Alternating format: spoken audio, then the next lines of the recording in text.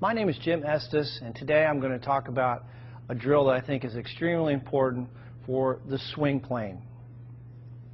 So what I want you to do is, and this, by the way, is going to give you an instant understanding of exactly the feeling you want to have in the golf swing. Take a club.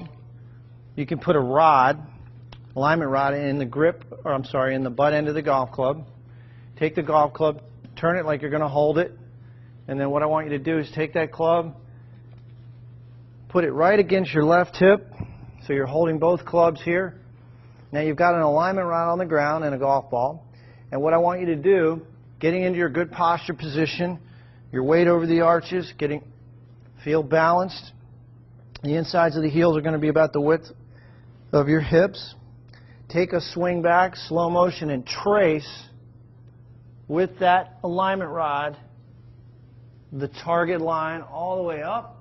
The shaft should be parallel to your target line at the top, and then slowly coming down, trace the line. And do this in slow motion. Right into the impact position. So this is a great feedback tool, visual feedback tool for learning the proper swing plane. Go right to your impact position. I encourage you to do this drill in slow motion, and if you have 5 minutes a day, if you do this drill every day, I guarantee you're going to improve your golf swing. So again, I think you'll find this to be extremely helpful. JimEstesGolf.com if you have any questions. Good. A lot of that. Well, if we get wider, and you've eliminated that now, watch. So as you swing, there's no side-to-side shifting in your pelvis. That's very good. You eliminated that. You remember that when you first started? It was painful. But you went to, you were doing all those classes too. I don't know if it was yoga or something, but you got... Yeah, yoga. You can see she's obviously very mobile. Trunk is mobile, but she's hypermobile in her shoulder joint too, because the left arm is, it's unusual to see a person get their left arm above their left shoulder and still maintain a relatively straight left arm. But she's been playing golf since she was probably 4 or 5 years old. But now here's the thing I want you to see, and this is something you can practice. You don't need to go to the golf course to do this. This is just an exercise. Watch the lateral shift from the ground up. There's ground force. Ground force reaction is you push against the ground to generate shift and rotation. So this is how you hit the ball with distance. She's going to push off. There's some lateral shifts. See her lower body's moving and rotating. And then you can see obviously that straight line that I talk about with you a lot, with the left arm and shaft in a straight line at impact. You can see she's made that weight transfer over to her forward leg. Alright, so that's the thing, we call that the pivot, and that's what we want you to work on, because sometimes you don't use your lower body, and now your head starts to back up. So your lower body's not as active. You're strong, you could hit the ball, but if you were as efficient as she was with her body, you'd hit the ball even a lot further. Okay.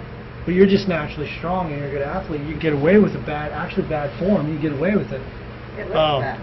It doesn't look bad. It looks like comfortable. Well, your arms aren't fully extended, right? So in physics, if you have a radius, which is the length from the center of your chest out here, if that is maximized, you create more speed, right? So that's why these little... And control, I would imagine. Right, right. But, you know, she's also, you know, very young and been playing golf and all that for a while. You can see how flexible she is to be able to turn all the way around. So what we're saying here is, for you to work on your pivot, you could just do this little exercise. What I'm saying is recorded. Turn your left shoulder under your chin, then do a little lateral bump with your knees and hips toward the target, and then rotate your right shoulder on your chin. Right. So you just do this 50 or 60 times. Turn, bump, turn, and then kiss your thighs. Bring your knees together. Turn, shift, turn. There you go. Okay. So you're just working, because when you can start to use your lower body efficiently, you'll see about 10 inches of lateral shift in your lower body. like you see where I've got a line there, the corner, the right corner of that box, you see how there's no lateral movement in your lower half?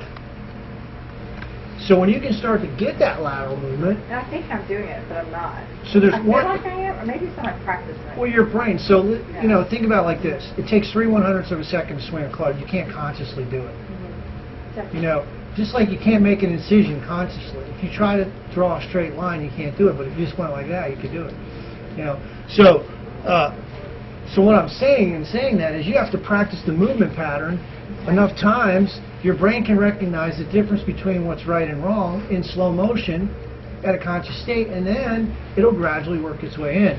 But this idea of moving your feet, footwork is real important. You want to play, you know, be able to, that's right. That's it, right. Okay. That's it. I mean, but you, like I said, you've done a lot of good things here. But the lower body is just the one part we want to work on a little bit.